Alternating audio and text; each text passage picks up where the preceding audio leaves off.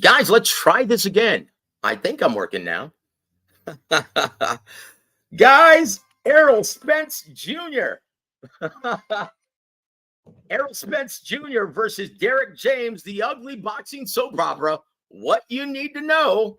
Oh boy, and why this is happening. And is this going to put a spotlight on a terrible boxing tradition? All this and more on our latest edition of War a Week Boxing Chat.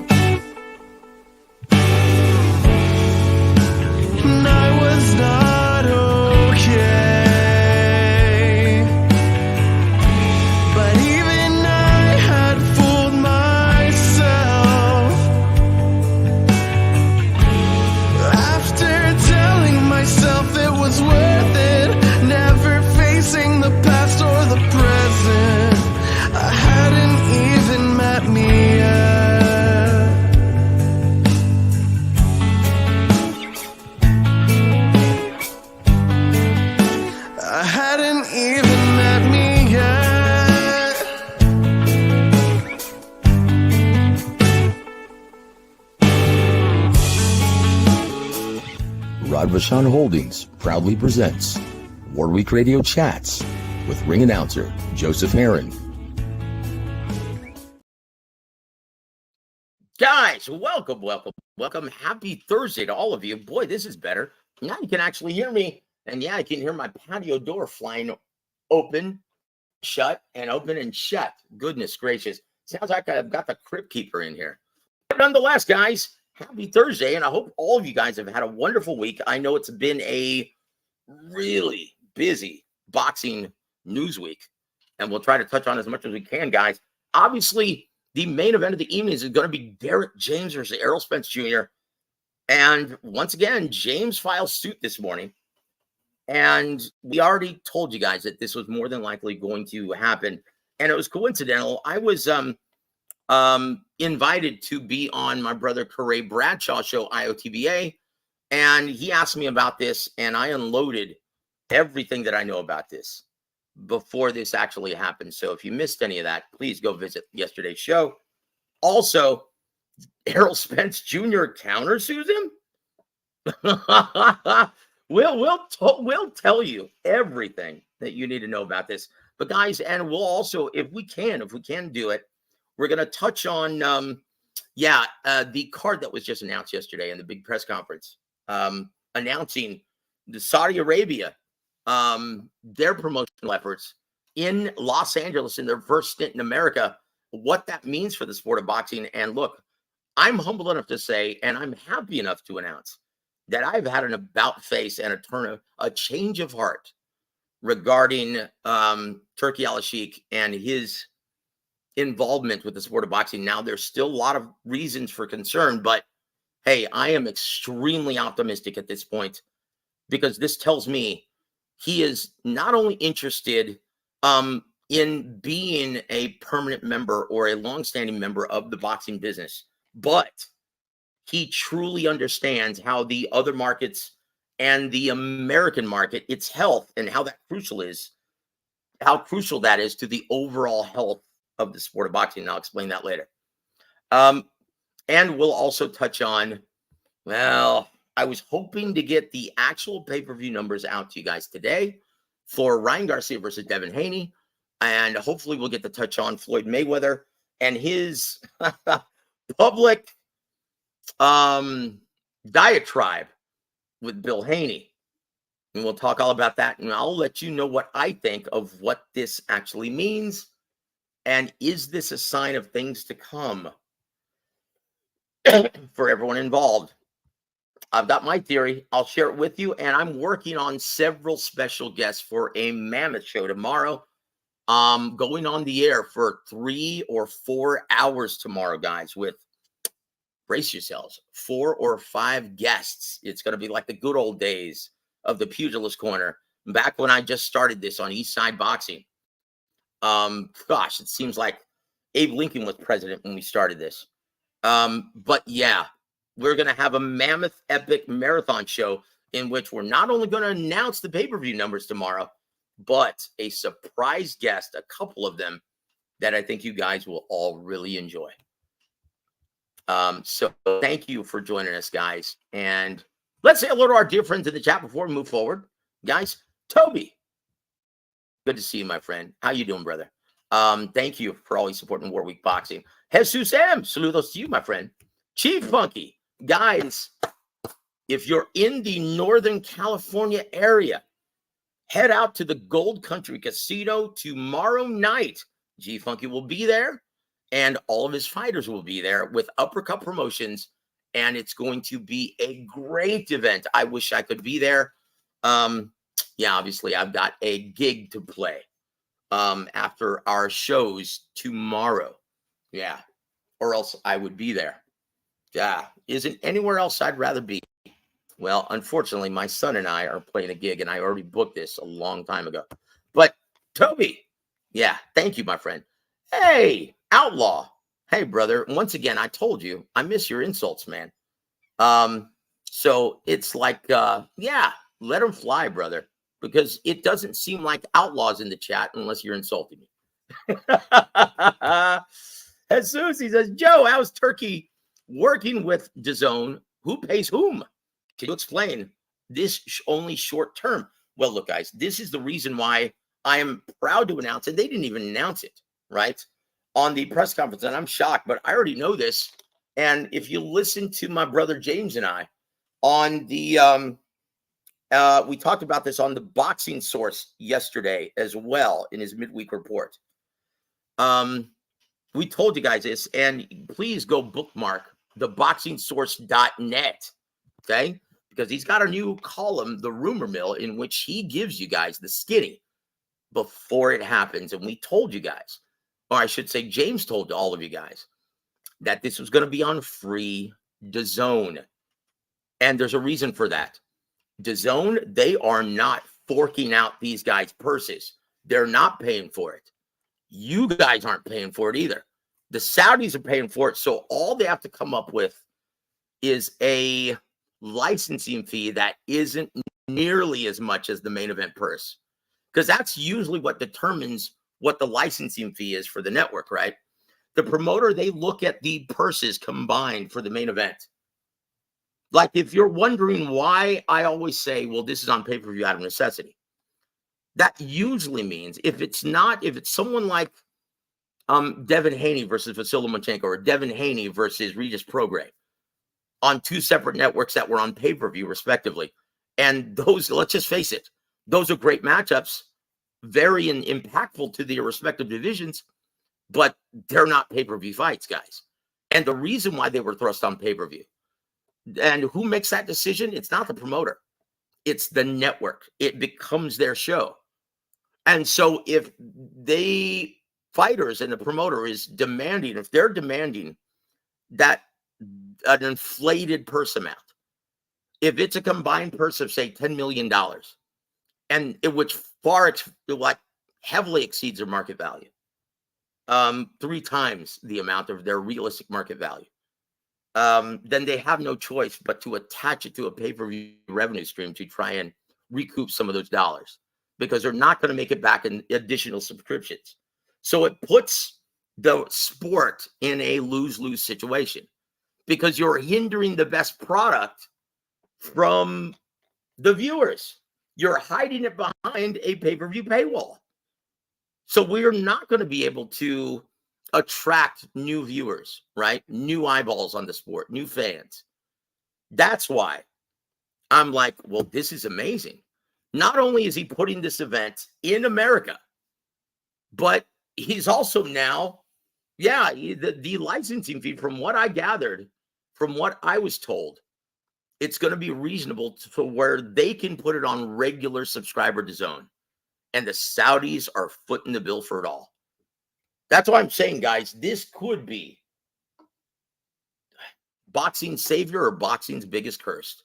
We're going to have to just wait and see. Time will reveal all. But right now, I am proud to say and very happy to say that I may have been wrong. That Turki Al Sheikh and the Saudi royal family could be the best thing to happen to boxing in a very long time. Hallelujah. And I'm not too proud to admit that I may have been wrong. And the reason why I initially thought it was bad was because inflated purses, paying those out to fighters, it has never ended well for the health of the sport. Right? And I've already gone through that a lot on this channel. So, Jesus, thank you for the question, my friend. I hope that helps. We'll go into the specifics on the card a little bit later. Big Luke. Howdy from New York, liberal land, the land of absurd taxes and bureaucracy. But I hope you're doing well, my friend. God bless you, and I hope you're doing well. You're like family to me, brother, and I pray for you all the time, as well as your lovely lady and everyone around you. God bless you, brother. God is great. But yeah, that band, it's Roshi, my son's band, Roshii, SATX. Guys, please go support my band, my son's band, Roshi, and that's who I'm going to be performing with tomorrow at my favorite establishment, and also an official sponsor of TMB Promotions, Halftime Pizza. And he also say, good for Derrick James. We're going to get into that in just one moment, guys. And I'll tell you everything that I know and everything, because like I said, if you listen to the show, you already knew this was coming. Okay? You already knew this was coming. W.A.W, welcome to the show, sir. As Isaac Cruz versus Rayo Valenzuela is a fantastic offensive fan-friendly fight. Might be fight of the year there, Joe. Well, it may or may not. Once again, guys, this is why I don't like to presume, and I just support all boxing cards, because realistically, we have no idea how they're going to play out. They may look great on paper, and I need to fix this door, guys. Give me 1 second, okay? Because this is really bothering me. Give me 1 second. I'll be right back, guys. Thank you.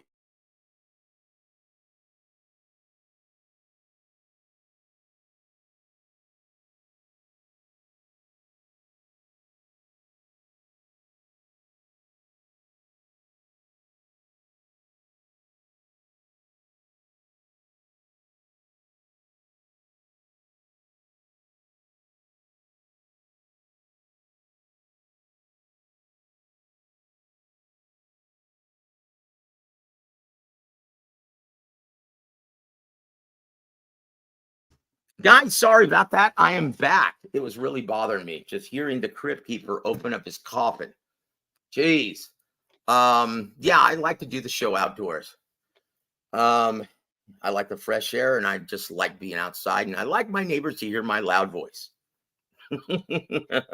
But yeah, Isaac Cruz versus Rayo Valenzuela. Is it a fight that I asked for? No. Is it a fight that I knew that I wanted? No. But guess what? I love this fight. Yes, this is awesome. This is the fight I never knew I asked for. Never knew I wanted. Win-win boxing. I'll tell you what, hallelujah boxing. Guys, boxing is on fire now. Well, for most promoters, except for BBC, we'll see what happens after May 4th. But yeah, if you hadn't heard, Tank versus Frank Martin was just moved to Vegas out of necessity. And I'll explain that a little bit later as well. But thank you for joining us, Larry. Peter Von Arx, good evening to you, my friend. Oh, Chingao. There it goes again. Turkey is the literal string that can pull promoters together and get the best fights the fans want. With the money of its excellency, it encourages rival promoters to put disputes aside for the business. That's it. If they're the ones who are shelling out the money, they're the ones who are actually taking all the risks monetarily, financially. What's holding them back? And this should tell you everything you need to know, guys. To all of the fans who insist, oh, this guy's ducking, this guy. No, this is a business, and these fighters are fearless. But the promoters and the managers are going to do what's best for their fighters and their factions. And with someone else having the money and the clout to hold all of these guys' feet to the fire, they have no choice. Go get that purse somewhere else, buddy, if you don't want to do this. And that's exactly what boxing has been missing. Now, remember back in the good old days when we used to see the best fight the best, and we had a guy, a network executive, the president of HBO Sports, Lou DiBella, before he became a promoter. This is a guy who was a shrewd, astute Harvard law guy, big time New York attorney. And it just was a happy accident that he was a boxing guy as well. And he knew the business, knew the sport. And so he used to do this. There's a story. Hey, you know what? Don, Bob, I know you guys aren't fond of working together, but I need Tito Trinidad versus Oscar De La Hoya. And if you don't give us that fight, if you don't bury the hatchet and make this a reality, then you know what? Look for somewhere else to stage all of your prospects, because we don't have any dates for you then. So you either make this fight or suffer the consequences and look for another network to stage all of your prospects. Don't look to HBO to provide that platform for you for creating your new stars. Go somewhere else. Good luck with ESPN. And the promoters had no choice but to work together. Guys, that's exactly what's happening here. But unlike the Saudis and Turkey al-Sheikh, the HBO didn't have to pay out inflated purses. It was the only racket in town, basically. You had Showtime, yeah. You had ESPN, yes. You had USA Network. But it wasn't comparable to the massive success of HBO. The U.S. sports community viewed HBO as the biggest, most recognizable name from mainstream boxing, right? And yeah, and if you notice, we haven't had that success since HBO ducked out of the business. But guys, Ryan Garcia, Rick Glazier, our brother, was at the event, and he was right. Ryan Garcia, turns out he was crazy like a fox. And him turning this event into a cultural and spiritual war, making this political on certain levels, it was a stroke of genius. Because from what I'm being told now, I don't have the official numbers, but what I've been told is this far exceeded everyone's expectations. And you know what that means, guys. Whether Ryan or Haney think it's a good idea, yeah, everyone, including DAZN, they're going to be lobbying for a rematch. So does that have anything to do with the recent spat between Bill Haney and Floyd Mayweather Jr.? Well, I'll give you my theory in a bit. But anyway, thank you, W.A.W. Excuse me. Let's see. Colt, thank you for joining us, sir. Favorite rock bands, top 3. That is a tough one that doesn't have anything to do with boxing, but I'll tell you because I'm a musician, and I'm sure that's why you asked. I just did my Casey Kasem impression there, didn't I? Guys, it's not a burglar or a raccoon.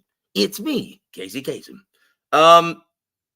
My favorite 3 bands are Yes, Rush, and it's a long, like 10 group tie for third, I think. Led Zeppelin, the Beatles, King Crimson, Kansas, Genesis.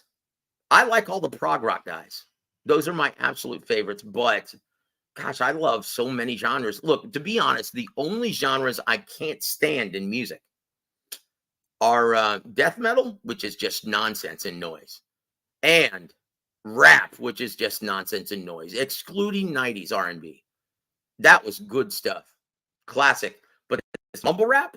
Oh, jeez. I'll give you an analogy how this is boxing and how I view mumble rap. Michael Buffer is Earth, Wind, and Fire. And mumble rap is Bruce Buffer. Right? That's what I think of it. So thank you for the question, Colton. Thank you for joining us, sir. It's good to see you.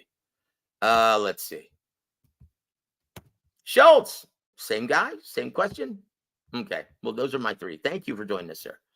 And my brother Sly Tendencies. Good to see you, my friend. It wouldn't be a show without you. Big things coming for boxing. Yes, sir. They are already here. And Ryan Garcia may prove to be the new overwhelming personality of boxing. He may be leading the charge into the new era of boxing. Guys, I can't believe I'm saying this, but 2024 may shape up to be. It creeped in very dismally, and it is, boy, shaping up very nicely, where I can't believe this. I am giddy with excitement.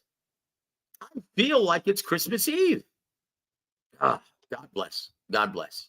Also, my brother Mark Blake, good to see you, my friend, from Florida. Thank you for joining us, brother. Let's see. Hold on. Okay, let's see. We're going to get ready to talk about this press conference, guys. Hold on. Hey, I'd rather live in liberal land than the South. Okay. Yeah. Have you ever lived in the South? Then you have no idea what you're missing, because Texas is the greatest state in the union by far. And what do you call it? A bunch of bootlickers and church sniffers. Texas is the biggest turd in the toilet. Yeah, that's why everyone's moving there, right? Because they want to be in the toilet. Very good. Everything's bigger in Texas.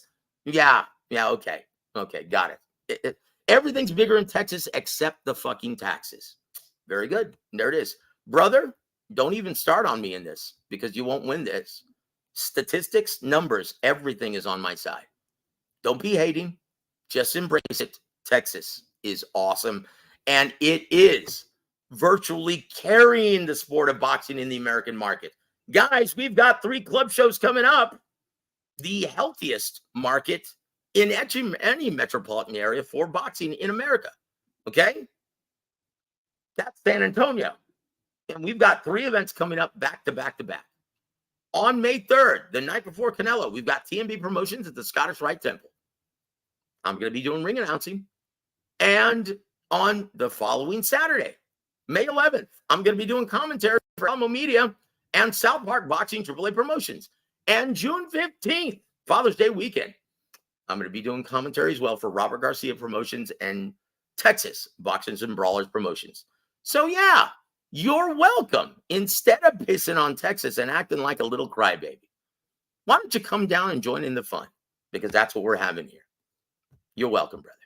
Horse with no name. Everything is bigger in Texas, especially there. Okay, got it. Do you realize, and this is a fun fact, guys. This is a fun fact, right? Do you realize that now, as of the last 2 years, Texas stages more shows per year than New York, Florida, and California combined?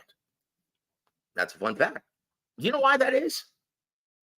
Yeah, we don't tax the shit out of these fighters, contractors, promoters, anyone. Okay? And we make it very affordable. And our commission actually likes to help the fighters and promoters, like to help them make money, not tax the shit out of them because they can't manage their own state's funds. Why do you think there are never any events anymore? Why do you think Lou DiBella is staging this Broadway boxing show in Philly? He's from New York, and Broadway boxing, New York, Broadway. It's taking place in Philly now. Why do you think that is, brother? No one. It's become virtually impossible to stage any successful money-making events in New York unless your name is Ryan Garcia. That's it. And that's a reality. Chief Funky Boxing said, I heard another BBC fighter is going to a different promotion. Yep. Would you like to look?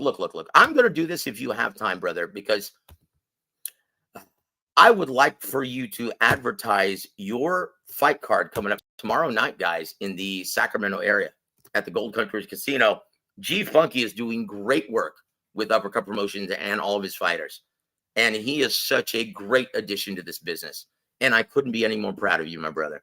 So please click the link and come on and join me at least for 5-10 minutes. You can advertise your show at the Gold Country Casino.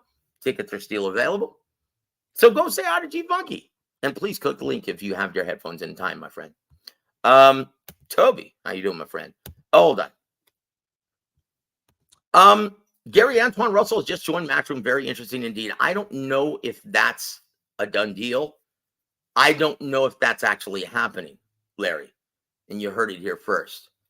That may be just a rumor. Okay. Notice you haven't heard the announcement from Eddie. You haven't seen that big press announcement, that big release on all their social media pages like you did with Jaron Ennis. So hold on to your hats. That very well may be just a rumor. Outlaw says, hold on, don't go too excited. All I see on August 3rd card are PBC fighters fighting each other. Remember, Tim Tszyu is not a PBC fighter. No, he's not. Hold on. Wait a minute. Those are fighting words, brother. There is nothing better than Whataburger. Have you tasted their patty melt or their steak burger or their chicken fried coleslaw sandwich? Dude, you're nuts. Whataburger blows out. In-N-Out. Look, I'll admit I love In-N-Out Burger because it has the perfect ratio from vegetables to meat to bun. It's absolutely perfectly distributed. It is. But Whataburger, there is no competition. And if you guys are being honest with yourself, yeah, you'll know it. And look at this idiot. Look at this guy. Look, if you say one more thing about Texas, I'm just kidding. He goes cringe. Texas ranks last in overall. Yeah, that's why everyone's moving here. Yeah, got it. And TM. Yep, he's got the beat. Definitely just a rumor. Adam, come on. You turncoat son of a. God bless you, my friend. And guys, it is a real pleasure for me to introduce one of the hardest working men in this business. And I couldn't be any more proud. My brother G Funky Boxing. Welcome to the show, sir. Woo woo. Hey, I feel like James Brown, the hardest working man in show business. Oh, yeah. Mr. Please. Woo. I love Thanks it. for having me on, Joe. Appreciate it, man. So I tell you, dude, you sound like you need a nap because you've had a long day at this big weigh-in at the Gold Country Casino, haven't you? Yeah, I had a long day, and I'm gonna have another one tomorrow at the event. But we anticipate a sellout. 1,200 people should be there tomorrow, and yeah, ready to get this thing rolling, man. Hey, you know what? And be sure and tell your contact, your point of contact, your client from the dispensary, right? What is it, Mm-hmm. Sanctuary? Yes, sir. Please let her know that we are scheduling a show next week. Okay. And I'll give you specific information tomorrow morning. You can relay to them. So tell them to have their representative ready. We're going to have some people from Austin, Texas, who are some cannabis experts, okay, and physicians in the field. We're going to start this movement, G Funky, with the Sanctuary and Uppercut Promotions to get marijuana off the banned substance list in boxing. Yes, sir. Yep, we're leading the charge, and we're happy to do it with Uppercut Promotions and the Sanctuary, and that's going to be next week.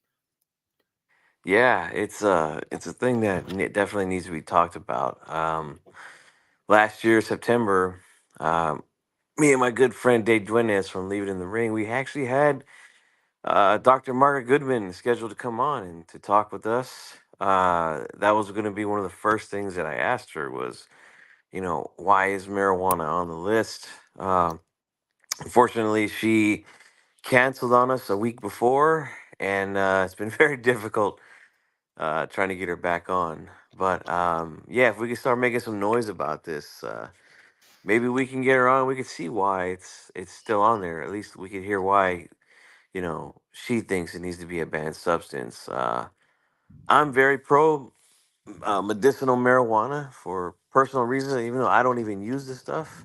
But yeah, I do see the benefits that it does for people neurologically if used the correct way. Well, I know Bob Arum would be happy. But guys, look, this is a much healthier alternative to the dangerous opioid epidemic that is plaguing our athletes in our society. How many big time athletes have to get addicted to opiates and pharmaceuticals before we address this issue. Yeah, it's terrible, man. It is terrible. Look at how many pro wrestlers from our day, Joe, got hooked on those kind of things. It's not good for them, man. Eric Bischoff, I heard him recently was asked about his days when he was running WCW, and they were like, did you have a drug problem? He goes, well, it wasn't illegal drugs. It was the prescription drugs. That's it, guys. Is what I had a That's it, problem guys. with. And correct me if I'm wrong. I've never heard of anyone overdosing, right, in marijuana, cannabis, THC. No, No. no. You may not be able to drive very well, and you may not want to do anything for the next day, but you're not gonna overdose. You're not gonna kill yourself. And look, let's just face it, guys. You don't have to smoke it anymore. They've got edibles, and unless if it's under 3%, the concentration, it's legal in every state as long as it's done medicinally. And there it is. Yeah, guys, and it like I stand by it because, and most of you probably know this about me already, but if you don't, I'll just say it again. My daughter takes CBD for epilepsy, and it helps. It does help, guys. Trust me. She's taken a lot of other pharmaceuticals from the doctor and things like that. But it does help with those sort of things. So that's why I'm an advocate for it, and because I've seen the benefits of it. Amen, brother. God bless you, my friend. And thank you. Thank you for your testimony, brother. And God bless your little angel. I feel like I'm her uncle now. Thank you, Joe. I love you guys, man. So, hey, do you have time to at least start talking about the intro part of it and get your thoughts on the recent developments? Since we're at the 30-minute mark, it's time, guys, for the main event of the evening. Derrick James files suit against Errol Spence Jr. and Errol Spence Jr. countersues his claim. And this all went down, and this just was filed in Dallas County Court. G Funky, would you like to give your initial thoughts on this before you exit the program and get some much needed sleep? Well, Joe, I would love to give my thoughts on this. The unfortunate thing is I haven't had a chance to catch up on any of it because I've been so busy today. So, if you would, go ahead and explain what the hell happened. I know that there was rumors that Spence hasn't paid Derrick Well, James I'll tell for you this. everything I know. And look, guys, Sure. if you listen to this program, you knew that we told you guys that Derrick James was going to file suit more than likely. And we told you guys that he had only been paid 10% of, they are saying, Errol Spence. Well, look, the problem is promoters will try to help out fighters by submitting. Now, the state athletic commissions, they demand to make sure care of the Muhammad Ali Boxing Reform Act. They need to see that money change hands, and they need to see fighters get compensated. But when it's events of this nature, and when you're as big as Errol Spence, you have a ton of mouths to feed and a lot of hands in your pocket.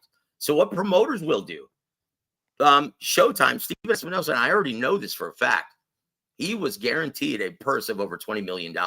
This isn't just back in horse shit, right? He was guaranteed that purse from Steven. They negotiated that, and that's what he was going to get paid. But they only reported 10% of that to the Nevada State Athletic Commission to try and help out the fighters because they have so many mouths to feed.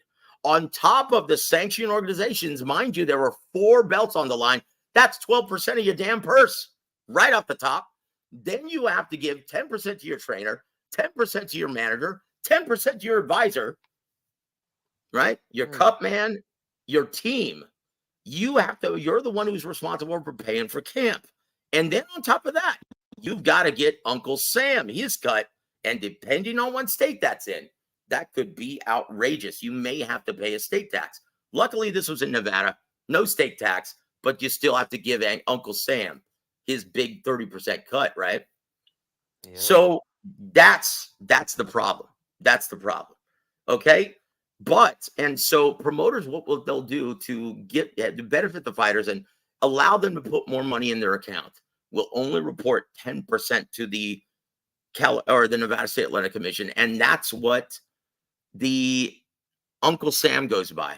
That's what the sanctioning organizations go by. That's what determines how much they pay the 3%. It's of the reported purse.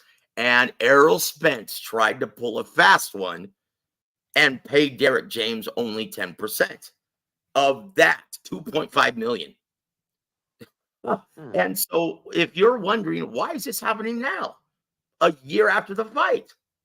Why didn't he file sooner? Well, I'll tell you why. Because when he found out that Bomac and his team got paid over $2 million, he was like, wait a minute. I got only 250,000, damn it. What the hell's going on here? He confronted Errol Spence, and Errol's like, nah, man, that's back end. Man, that's back end. I don't know what you're talking about, dog. That's all I owe you.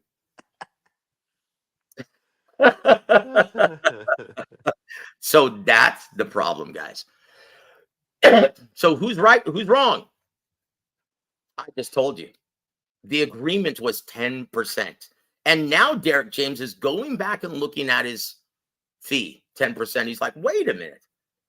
It wasn't just this event. You shorted me on the Danny Garcia event too. Wait a minute. And you on the Ugas event too? What the hell? And so now Derrick James, and this is reported by the Dallas Morning News, right? Derrick James and Errol Spence have not only parted ways, but have taken legal action against one another. It was confirmed that James filed a lawsuit against his now former client, seeking damages in excess of $5 million. A 19-page breach of contract, fraud, and misrepresentation complaint was filed on April 17th with the 191st Judicial District Court of Dallas County, Texas. Spence filed a counter lawsuit subsequently on the same day, seeking declaratory relief, according to a complaint also obtained by the Dallas Morning News. The common thread of both disputes stems over a disagreement on James's due compensation from Spence's earnings. James, 2022's Trainer of the Year, has guided the entire Spence's 11-plus year pro career. Guys, I'm going to stop right there for a second. That's why this is such a calamity. And this puts a spotlight on a long-standing issue in boxing business. Guys, fighters have contracts with everyone. Sponsors even. Managers. Promoters. Networks. Everyone except the trainers. And trainers will because they have faith in you, like a promoter or manager. They have faith in you and are basically doing it for virtually nothing. Okay? 10% of a 4-round purse is what, G-Funky? For nothing, man. Nothing. Exactly. So they will invest and sacrifice all their time away from their families, and they believe in you, and they're investing in you and hoping one day they can take you to the pinnacle of boxing so you can become, well, one of the sport's biggest earners. Let me ask you something. How many of Derrick James' fighters did he have before Errol Spence hit the big time that actually made him that kind of money? None. Zero. Guys, it's an investment. So this happens way too often. So when they get them to the promised land, like Abel Sanchez did to Triple G, what did Triple G do? He shit-canned him and said, no, you need to take, hey, you're a good boy, but you need to take less than 10% because I'm making way too much money now. And it was like, oh, wait, that's the reason why I did this.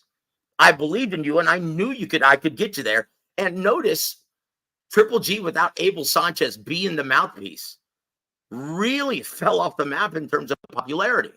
He was a huge part of that, not only in training and cultivating his skills, but being the ambassador and being the salesperson, the spokesperson for Team Golovkin. And this is the primary reason why Abel Sanchez just woke up one day and threw everyone out of his gym and said, nope, I've had enough. All of you guys get the hell out. I am retired now as of today, and I want you all to get the hell out of my gym. Do you remember that? Last year. Or maybe it was 2 years ago. But Yeah, it was a yeah, few years ago. Yeah. that happened about 2 years ago. And this is why, guys, because trainers are getting taken advantage of. I only hope that Derrick James was informed and advised to hire Mike Miller. He's not only the best boxing attorney in boxing, but he's also a manager of several prize fighters, including Floyd Schofield Jr. Mike Miller's the very best. Okay. Yeah. And he knows this business. So he knows what promoters do for prize fighters. And so he can easily get this cleared up. Yep. Spence is wrong. He purposely shortchanged. And Slight Tendencies in the chat says, with friends like this, who needs enemies? Well, Right, man. friends That's like this, terrible. who needs enemies? Yeah. And Sly, thank you for the $5 super chat, sir. He says Spence is just being greedy and it makes no sense. I'll tell you why after this. Derrick brought this man to the top and believed in him. Spence is on some super grimy feces. And you know why? It's because of urban advisors. And I will never understand this till the day I die. And I know this to be true. Like prize fighters like Errol Spence, they will hire very smart people to navigate their career and give them advice. Sound, professional, experienced boxing advice. And who will they listen to? The idiots in their posse who are blowing smoke up their ass 24/7, convincing them, don't know anything about this business, have never worked a day in their lives in this business, but will fill the head of Errol Spence and other fighters. Oh, man. Do you see, man? He's the reason why you lost, because that wasn't Errol Spence Jr. Yeah, that was Derrick James' fault. Man, did you see him in between rounds? He didn't even know what to tell. He's like a deer in the headlights. Man, screw him. He's lucky he's getting $250, $250,000. I guarantee you that's how that conversation took place. Because Al Heyman would have never advised this. Neither would have Tom Brown. Neither would anyone else who has experience in this business. They would have talked him out of it. So it's what Don Targan used to call urban advisors. Same thing happened with Frank Martin, convincing him not to take that Shakur Stevenson fight, right? Mm-hmm. Yeah. So that's what's happening, guys. I'm gonna keep going, guys. Here, listen.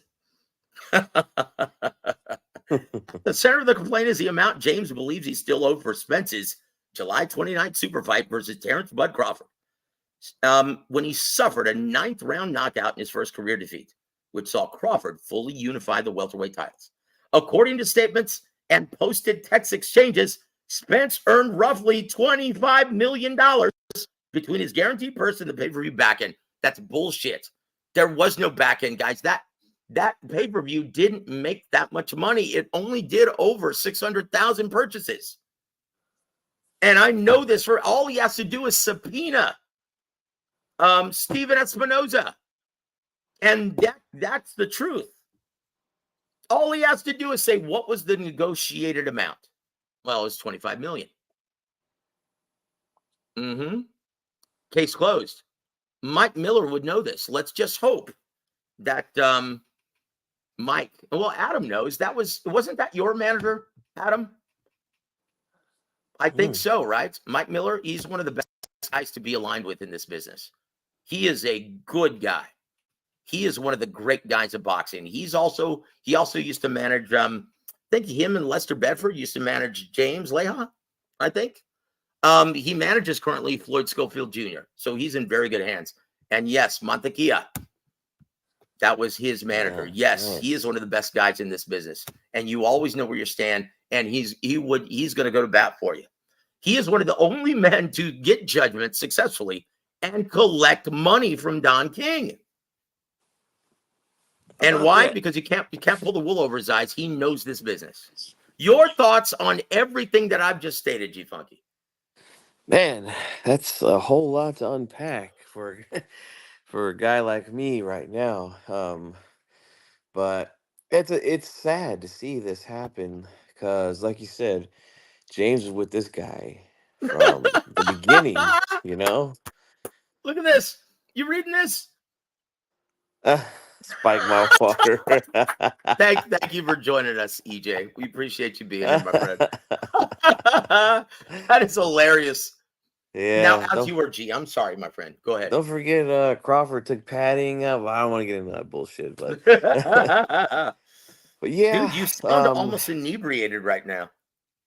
yeah, I'm very tired, but Well, hey, dude, why don't you get some rest? You have a big day, and we will talk about this when you get back because this is just starting, my friend. yeah, and I seen Coach Gogi on Twitter talk about this a little bit. He was saying how I forgot what trainer it Eddie was. Putch. Yeah, told him, you got to have contracts with these fighters because he just didn't trust them. You know, they say loyalty is above all, but yeah, man, when you start making that kind of money, and boy, people really do change up on you, and Mm-hmm. that's what it seems like is going on here with Spence and James. And it's sad because they were a good team. Spence became, unified champion in the welterweight division, and made one of the biggest fights in a long time in that division with Terrence Crawford. Now, obviously, got his ass whooped in that fight. But yeah, I don't think that's any reason to shortchange the guy who helped you get to that point in your career, man. This is awful, man. This is just awful. Absolutely terrible. And you know Yeah, what? It's fortuitous, though, that this is happening. Okay. This is serendipitous that this is actually happening. So everyone now understands something that everyone in this business has already, well, we've ascertained, unfortunately, over our tenure in the sport. This is something that is an ongoing issue and it has to stop. So I'm glad that this is publicly happening. I'm glad Derrick James is defending himself because this has to stop, guys. Everyone makes and has a cow. Oh, you took some money off the top from my client's purse. You know what? Fighters, and they will still insist that they're getting screwed. And I'm like, come on, dude. If you're in this business, it's such a small community and we know each other, right? We all know each other. And if you shortchange a fighter, brother, that spreads like wildfire and you get ostracized. No one wants to work with anyone in this business if you screw a fighter out of his hard-earned cash. Everyone in this business wants the fighters to be happy and get compensated for. Well, hold on. Man, stop the cap.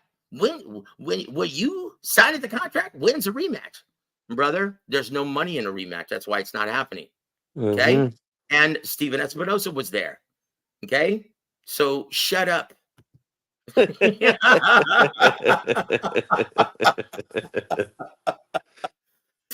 damn, am I just talking to hear myself talk?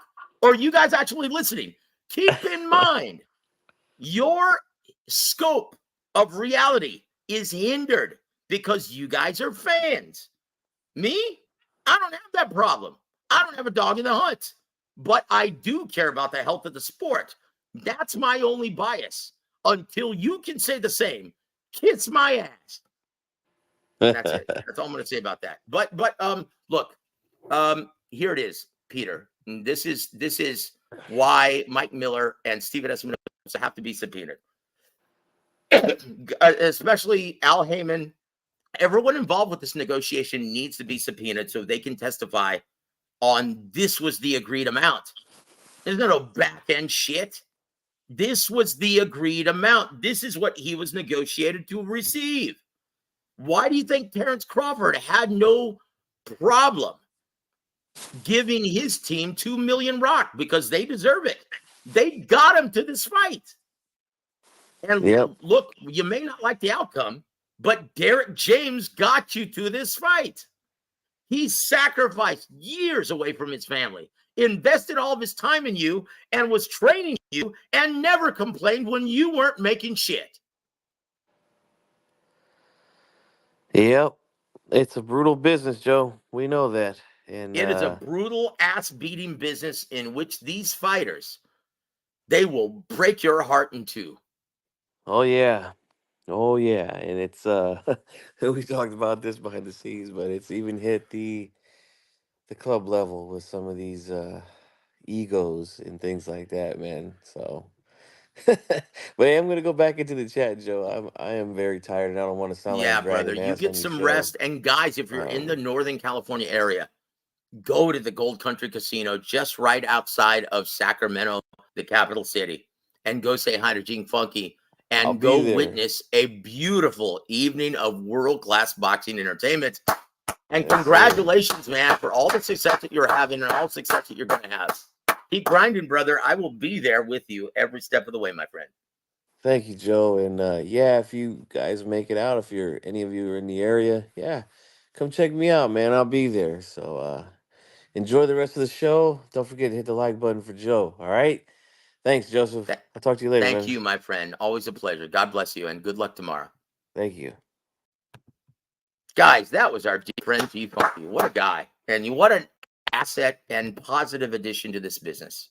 He is one of the truly good guys in this business. And I am so proud and honored to call him my friend. Very lucky indeed. And prayers go out to all of your little angels living with you in the Sacramento area. God bless you, my friend. Yeah. Guys, Steven Espinosa does need to be subpoenaed too. And as soon as he is and testifies, yep, that's what was negotiated. And yep, that was our verbal agreement. 10% of all of his earnings. So I'm going to finish the reading this, guys, because he's going for in excess of $5 million. So that's a lot more than just what he's owed from the Crawford fight, right? Here it is. James was paid $350,000 from that fight. Both complaints note that Spence based that payment on 10% of his guaranteed purse. Nope, not guaranteed purse. That was the reported amount to the Nevada State Athletic Commission. You were guaranteed over $20 million. That's the reality. That's why this lawsuit is happening. So his attorney states in the decree, right, says Mr. Spence agreed to pay Mr. James 10% of his guaranteed fight purse for the work, labor, and or services provided by Mr. James. It is standard in the boxing industry that a fighter's purse includes guaranteed amount for the actual prize fight, and it is typically paid by the promoter and a percentage of the pay-per-view revenue when the fighter's skill allows him to demand and negotiate such.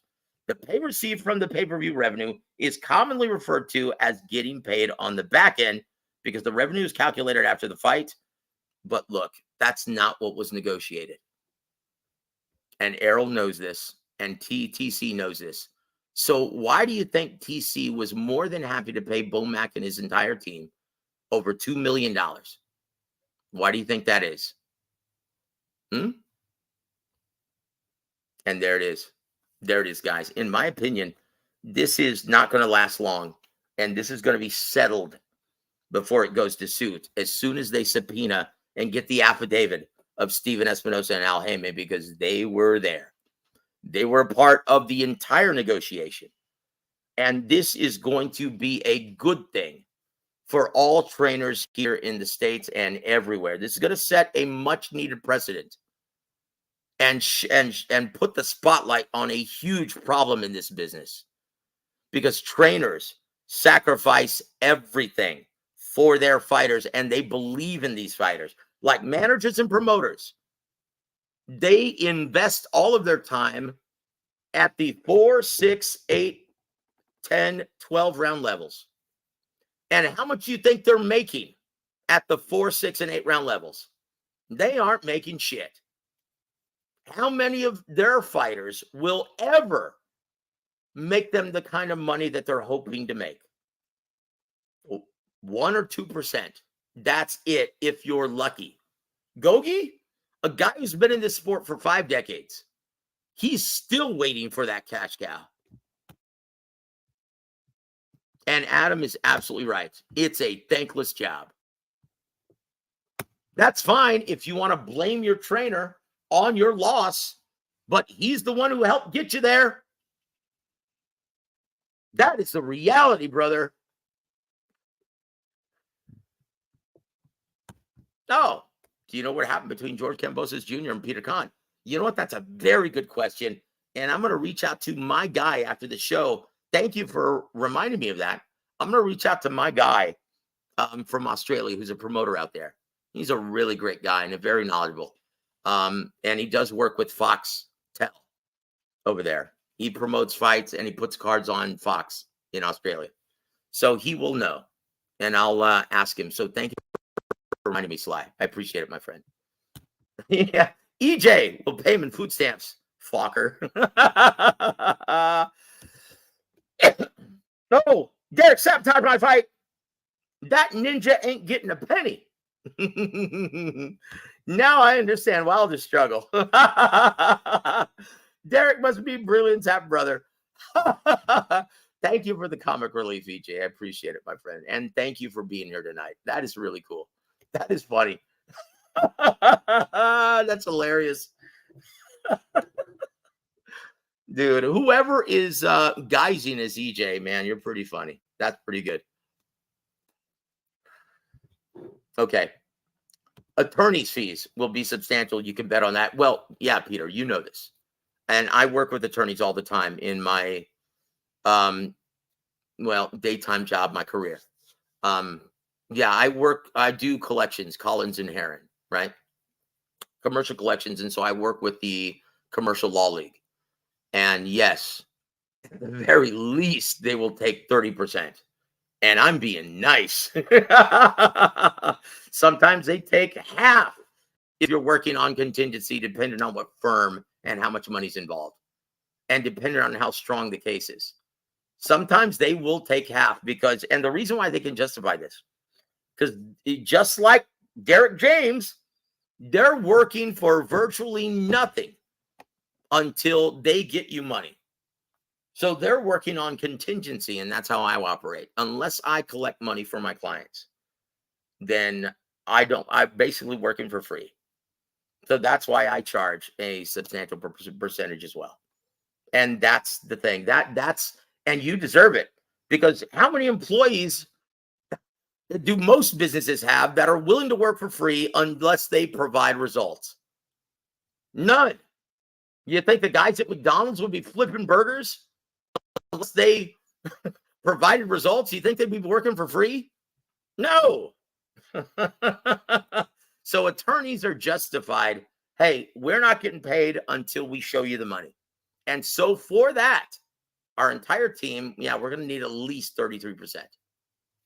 Sometimes it's as high as 50%. So yeah, the attorneys always win. And that's it. And if they don't sniff any money in your case, then they won't take it on. That's it. And why? Because they're working on contingency. This isn't family law. This isn't divorce law. This isn't criminal law where you have to pay them like a $10,000 retainer. No, they work on contingency. They work for free until they get you results. Just like a trainer.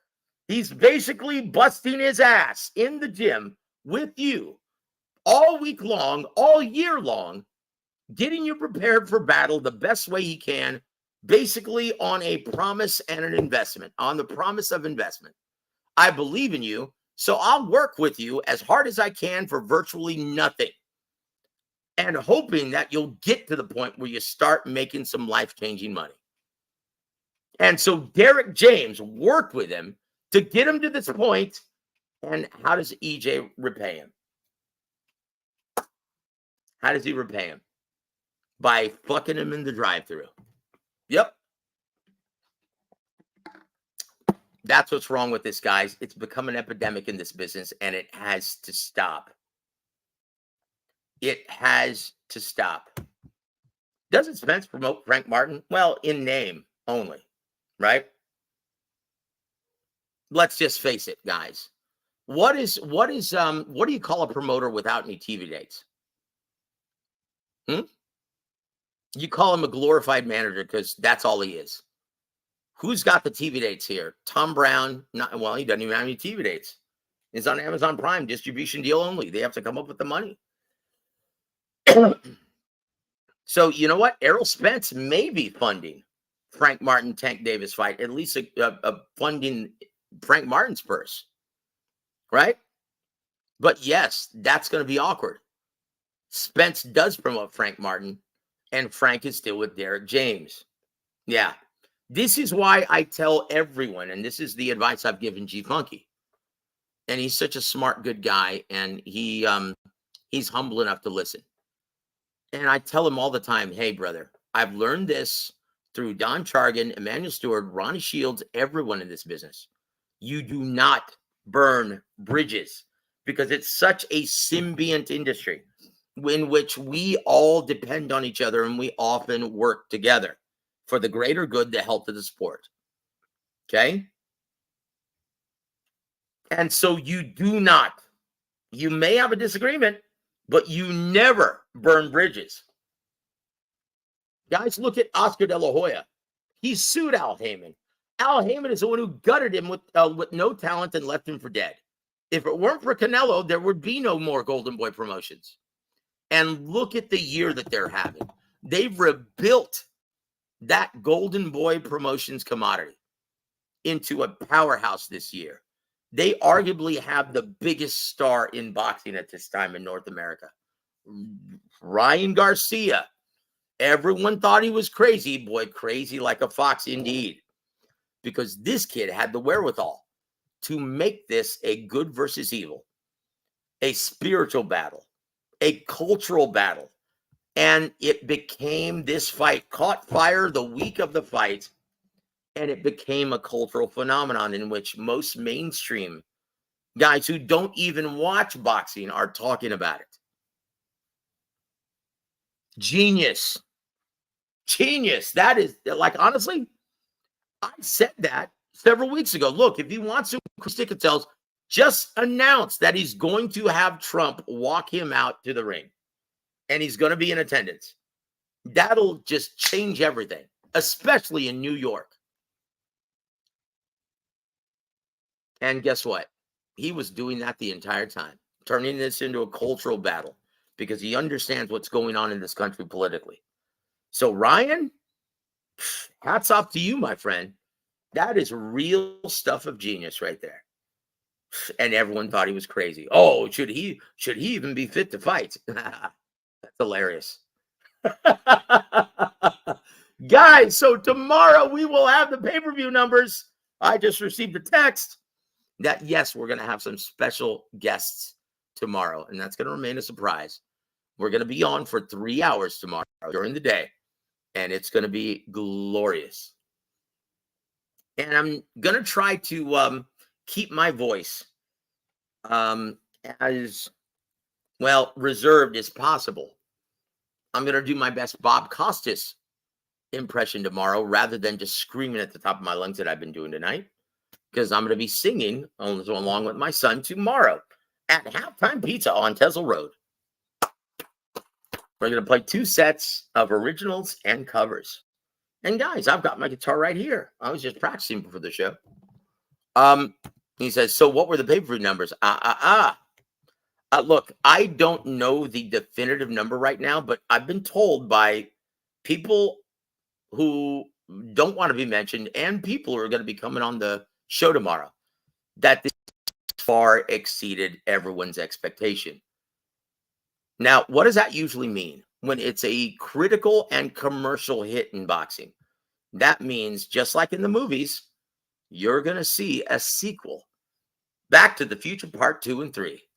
So, guys, don't be shocked if we see a rematch between Ryan Garcia and Devin Haney negotiated for the fall at 147 pounds. Don't be shocked. Guys, I want to take this. Hold on. Yeah, Mrs. B. Miss B, how are you doing? Holy Bee Queen. Good to see you. Thank you for being here. Special guest is Dion Williams. Woo! Oh, it's good to see you. Thank you for being here. So what were the pay-per-view numbers? Look, I will say this. Anyone who was hoping and making the claim that, oh, this fight only fought or only sold, Tank versus Ryan only sold because of Tank. Nope. They're going to be very surprised because, yeah, it far exceeded everyone's expectation. And it became a mainstream cultural phenomenon at the 11th hour.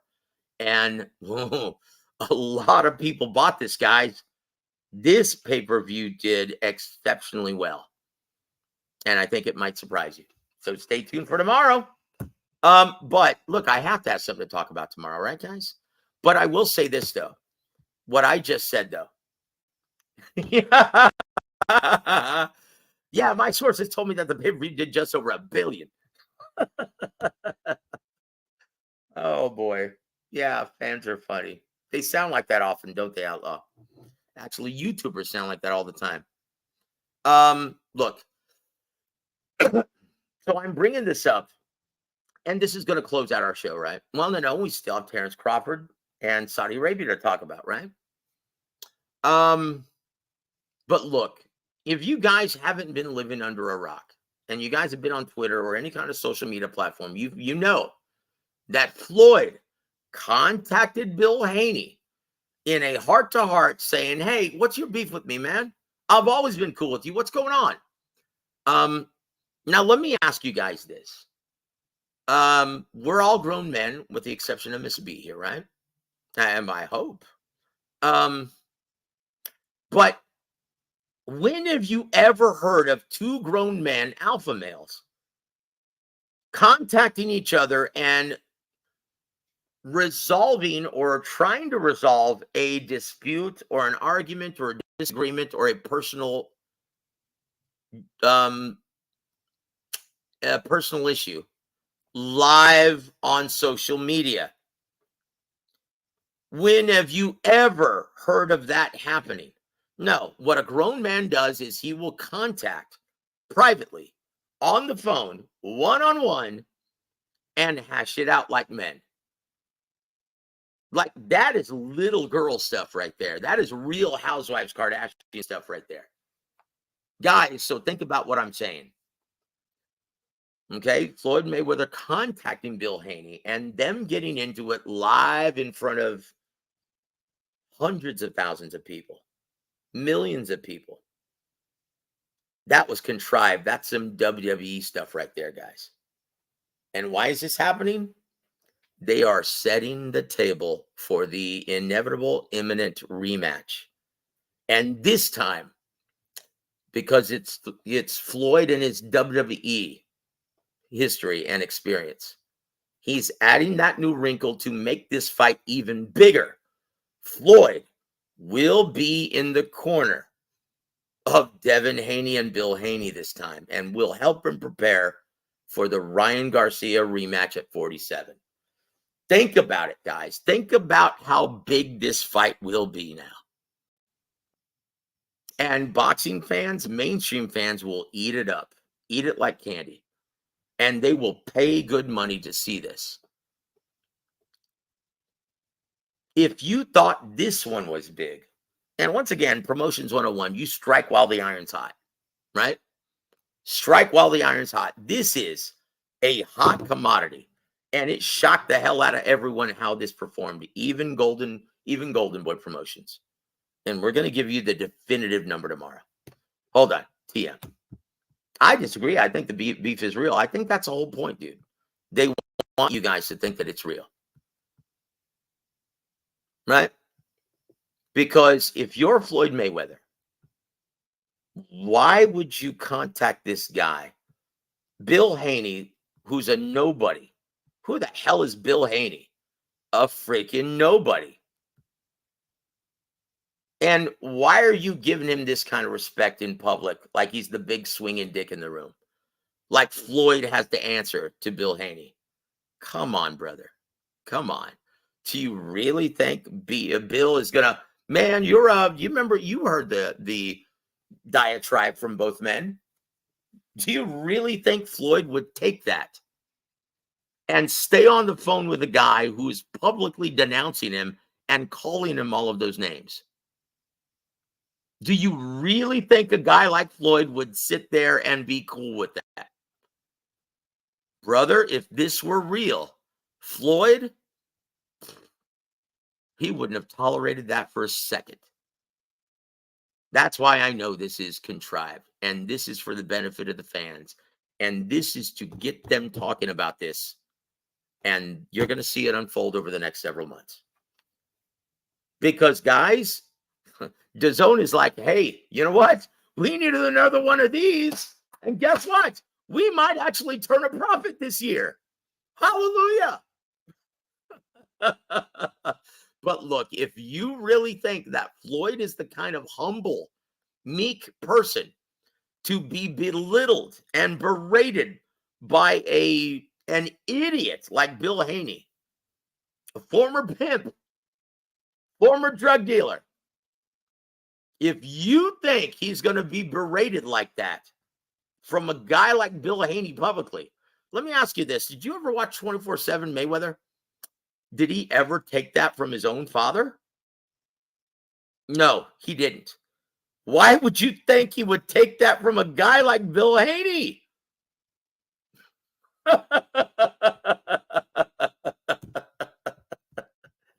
Oh, perhaps Haney's going to look a lot better in the rematch. Well, that's the reason why the rematch.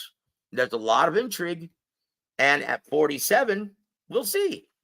Now that he knows Ryan isn't, well, crazy and should be locked up, that he is, in complete control of his career. And we're going to get Henry, Ryan's dad, on the show very soon. Okay. He's a great guy. And we'll ask him about that fiery interlude with Eddie Hearn as well. So look for that on the horizon. Like I said, guys, I had forgotten how much fun it was to get different people from this business on the show. Because I really didn't want to deal with it. But reaching out to several people in the business and lining up some of these interviews that you're going to see over the next couple of weeks, I've forgotten how much fun it was and how fulfilling it was and how many great people that there are in this business. And so I'm going to bring that to you guys, and I'm going to start doing, more interviews for you guys. I'd forgotten how much fun it is. So there you have it, guys. So look for that on the horizon, and this should be a lot of fun. A lot of fun, guys. But yes, guys, that's my theory, and I could pretty much guarantee that it's going to happen.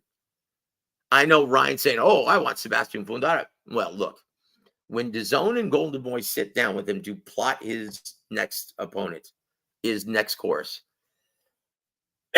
they're going to spell it out to him. Hey, brother, would you rather make 50 million or 20 to 30 million with these other guys? Fundora, you'd be lucky to get 15. He's not a big draw.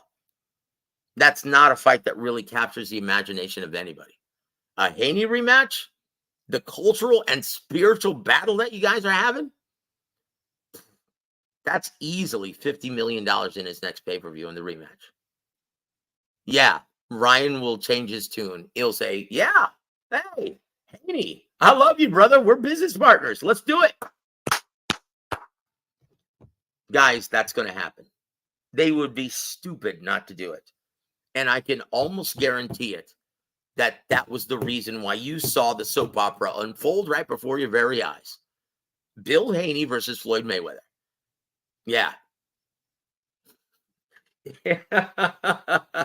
Guys, I love this. I love incorporating this WWE reality TV variable and factor into the fight game.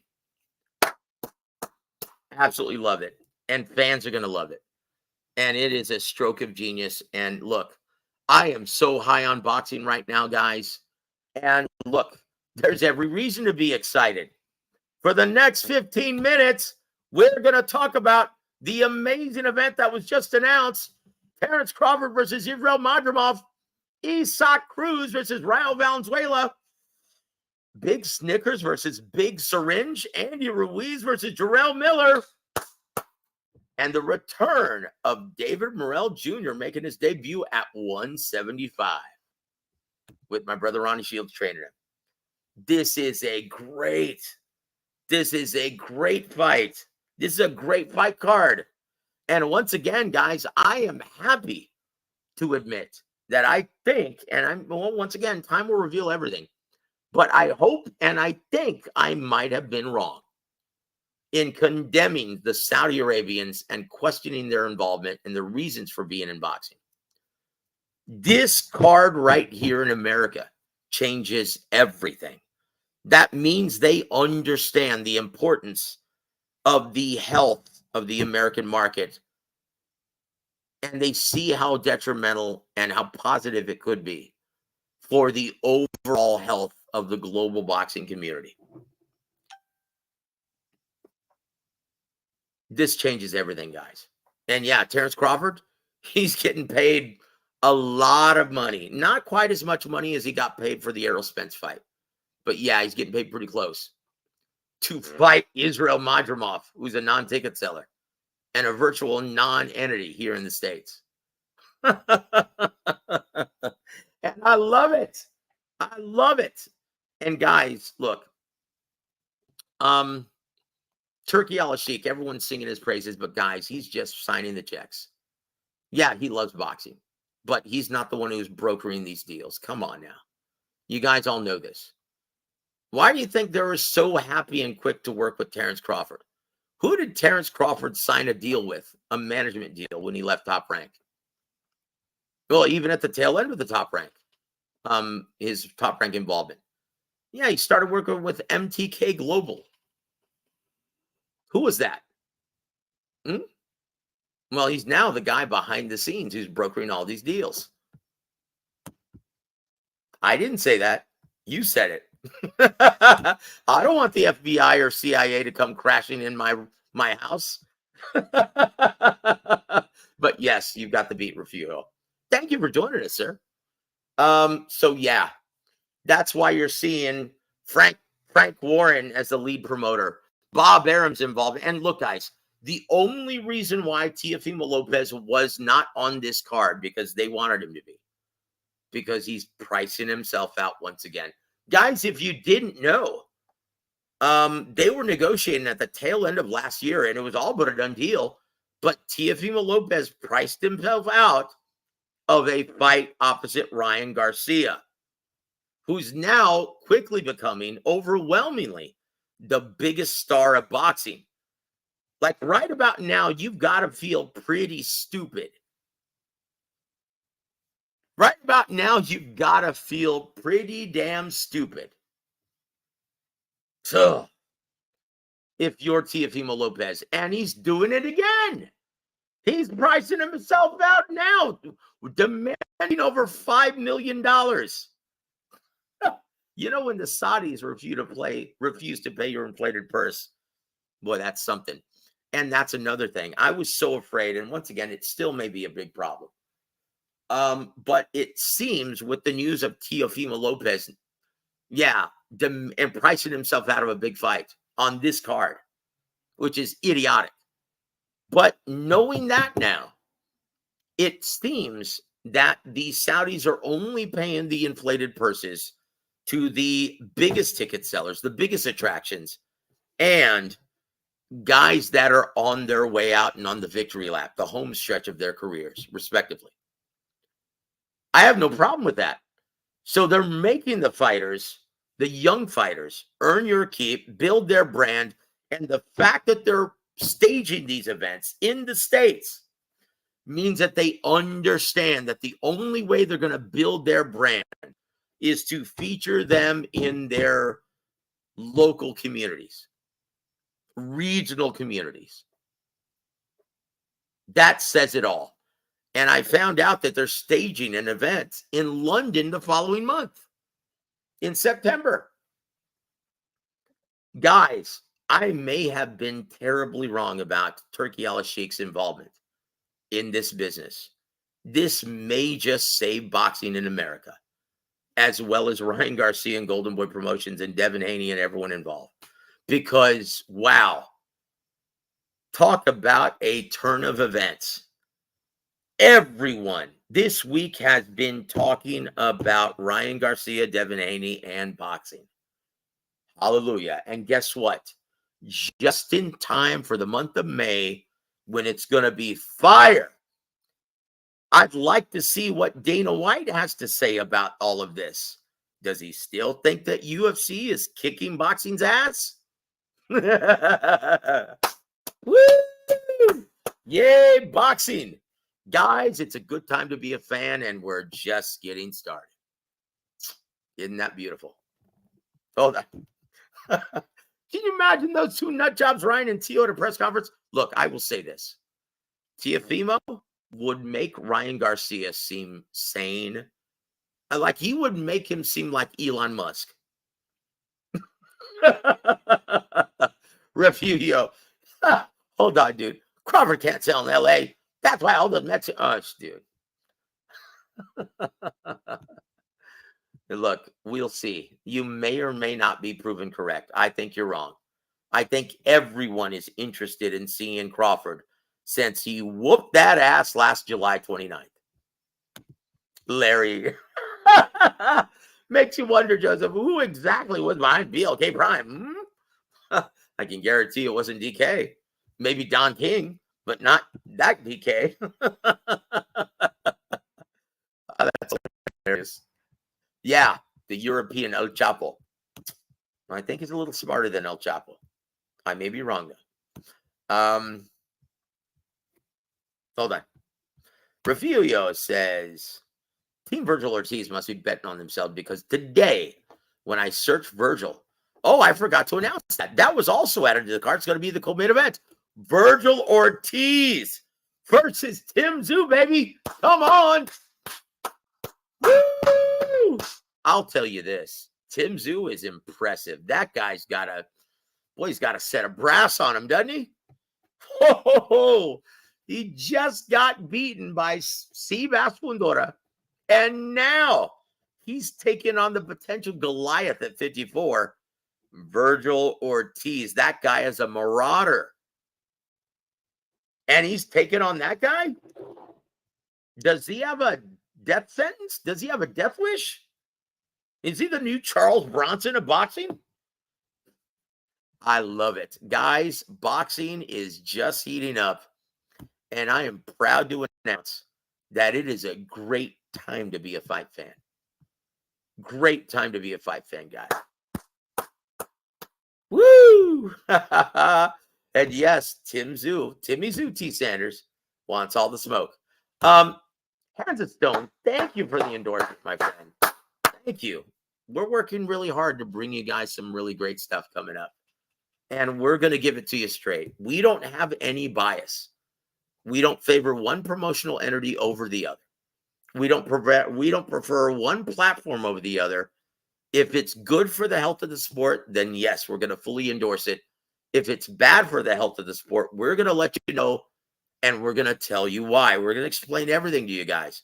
So once again, the reason why we have such a strong emphasis on the business of boxing, because my theory is if you teach the business of this sport, the business that determines all of the decisions made, if you guys understand how it works completely, my theory is that you'll complain less and appreciate more.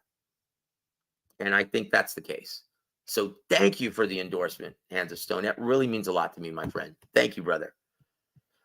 But guys, let us know what you think in the chat. It's almost 90 minutes in. And so let us know who you think is going to win on these brilliant events, brilliant fights. Terrence Crawford versus Izzy Madrimov. Guys, if you want to know how this fight may play out, go look at the Terrence Crawford Igas Kovalyaskis fight. Those guys are like a carbon copy. They combine speed with power. And because they combine speed with power, they will often sacrifice punch volume, right? Like Canelo does, combining speed with power and being flat-footed. And the reason why they sacrifice volume, because, yeah, unless you want to run out of gas by the third or fourth round, yeah, you have to fight in certain spots. And because they're counterpunchers, yeah, they can afford to do that. So they're deceptively fast, both of them. Igas and Israel Madrimov. Both deceptively quick, both deep amateur backgrounds, both very crafty counterpunchers, technically proficient, power in both hands, deceptively quick, high ring IQ. But you're going up against a virtual nightmare in the ring. And how do you prepare for a guy like Terrence Crawford? How? He's a switch hitting badass who's the most ambidextrous fighter maybe we've seen ever. This guy fights proficiently from both sides. He is the best switch hitter we've seen since Marvin Hagler by far. And he is an ATG, guys. So how do you actually provide camp? How do you actually set up camp for a guy like Terrence Crawford? Well, you got to do this for starters, right? You've got to get guys who are athletically gifted, guys who have a high ring IQ, and guys who are both orthodox and southpaw. That's an expensive damn camp. And so you've got to be prepared to face both versions of Terrence Crawford, one out of the orthodox and one out of the southpaw position, as well as fighting him from every range, in the pocket, mid to long range, even as a moving target, moving laterally, using the entire ring, because he can do it all. He is a virtual chameleon, and he is a nightmare, proven for everybody. But here's the caveat, right? He's going to be closer to 37 when we get in the ring in August 3rd. And after a year-long layoff, is he going to be still Bud Crawford? Well, that's what makes this fight so intriguing. We're going to find out. We're going to get it, guys. And also, Timmy Zoo taking on Virgil Ortiz. Wow. And you know why they announced it right now? So you guys can buy your subscriptions to DAZN and watch him this weekend. Take on shot Puerto Rican Tomas Delorme. We'll see how he handles that. Also, I can't wait to see Jose Ramirez versus Rancis Barthélemy this weekend. Yep, going to be a great event. And look, let's just face it, guys. Right now, if the year ended, I would have to give Promoter of the Year. Well, you'd have to give it to Golden Boy Promotions in the States, because they are knocking it out of the park right now. Think about this. Think about how far they've come since Canelo left them for dead, right? What did they have? How many ticket sellers did they have at that time when Canelo left them for dead? They were losing their TV dates with DAZN. They were in disarray. They had no idea what they were going to do. And what do? Yeah, they cultivate the new star of North America, a big cultural phenomenon now, Ryan Garcia, who's the toast of the sporting community at this time. Everyone's talking about him. And Golden Boy, you look at how DAZN is rewarding them. Dude, I think this is like their 10th event this year already. 11th, 12th, something like that. But they're getting all the TV dates on DAZN. And they should. Matchroom should focus on the UK because they do an amazing job over there. And Eddie Hearn is a great promoter in the UK market, but he doesn't quite understand the US market yet. So give those dates to Golden Boy. And DAZN is quickly turning into a powerhouse, and I love it. I love it, guys, but let's spread the wealth. Guys, gear up for Canelo versus Jaime Munguia. This is a great card also. Guys, this month is going to be stacked, the month of May. And are you hearing anything from Dana White or MMA fans? No. Crickets. Crickets, guys. Yeah. So, guys, and also, yeah, I'm sorry, Nicholas, you're right. Thank you for joining us, sir. Duarte versus Jojo Diaz. That's a good fight also. Hell yes. And in my opinion, Jojo gets stopped in the mid to late rounds. Double L. That is spot on, my friend. Gabe Rosado, King Gabe Rosado too. I love Gabe. He's a great guy. Gosh, I remember interviewing him when he was a Russell Peltz fighter only. Oof, well, he came up the hard way. And Jojo Diaz is having to earn his keep too. But I will say this, guys. It is a great time to be a fight fan. So we're at the 90-minute mark, so I do have to run, but have a big day tomorrow and big events to plan. I also have to rest my voice because we're playing a gig at Halftime Pizza with my son. God bless all of you guys, though, and thank you for joining us, and thank you for always being the best part of my day. God bless all of you guys, and we will converse and talk tomorrow. Look forward to the pay-per-view numbers being announced tomorrow on Afternoon Show. God bless all of you and have a wonderful evening, everybody.